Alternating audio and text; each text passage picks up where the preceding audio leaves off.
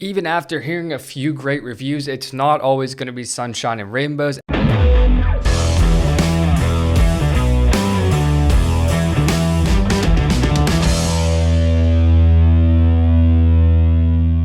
Welcome to the 4th episode of Buy, Don't Buy here on PureMoto.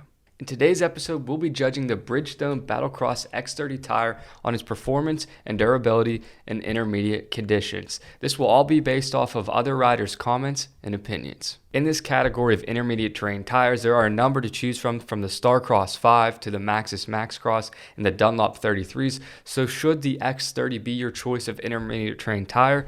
Let's find out. But before we dive into the X30, let's talk about what PureMoto does for riders like you and I to help us decide quicker and get us out riding faster.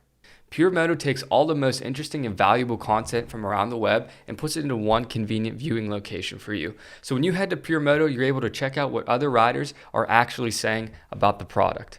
Once you have made a decision on what product you want to buy, PureMoto also allows you to check local dealer inventory. That way you can get there, get home, get back out riding today to make sure your local dealer is around tomorrow. So remember, go local first, check PureMoto first. So with quite literally thousands of different tires to choose from when it comes to intermediate terrain, here at PureMoto, we wanted to put the X30 up against the community of riders to see what people are actually saying. So like I mentioned earlier, the Bridgestone X30 is an intermediate to soft terrain tire with a broad spectrum. This tire is also non-directional. The castle block technology featured in the X30 allows for more biting edge, as well as the smaller blocks to compress, allowing the bigger blocks to absorb a majority of the impact and disperse it across the entire tire. We all know heat and rubber don't mix, and that's why the X30 has an amazing feature of cooling fins along the sidewall of the tire. This allows for heat to disperse over a longer ride, giving you a more consistent feel over time. Now it's time for my favorite part. Let's head over to PureMoto and see what riders are actually saying about the X30 and whether or not it's worth your money.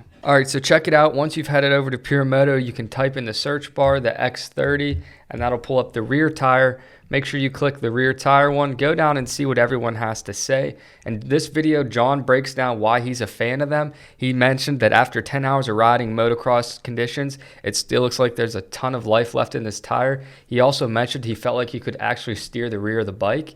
And there's also more videos here. Let's see, Bench Racer shares a video here where somebody compares the tread life after like 35 plus hours on the X30 compared to the Tusk T45.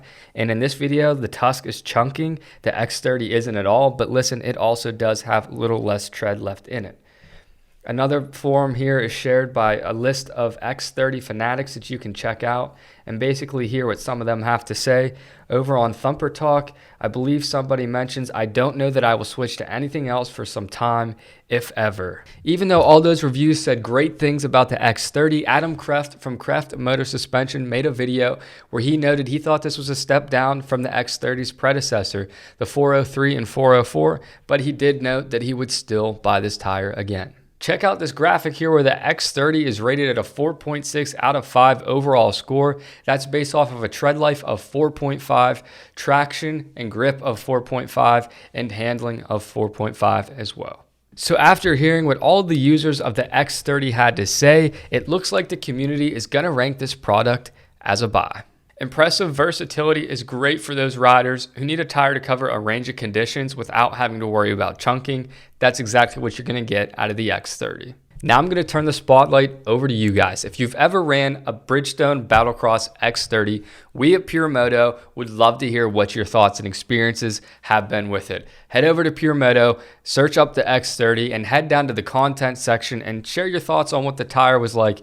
Were you a fan of it? Were you not a fan? We want to hear from everyone. We want to hear from youth riders, vet riders, pro riders, beginner riders. We want to hear what you all have to say. But that's not it. I also wanted to mention the launch of the Bridgestone Battlecross X31, which recently came out just a few weeks ago. The X31 is also an intermediate style tire with improved performance and traction and just a little bit bigger than the X30. It also expands more into the harder pack conditions. The X31 has an improved bunker groove in it that allows you to achieve more traction in hard pack and more bite in the soft conditions.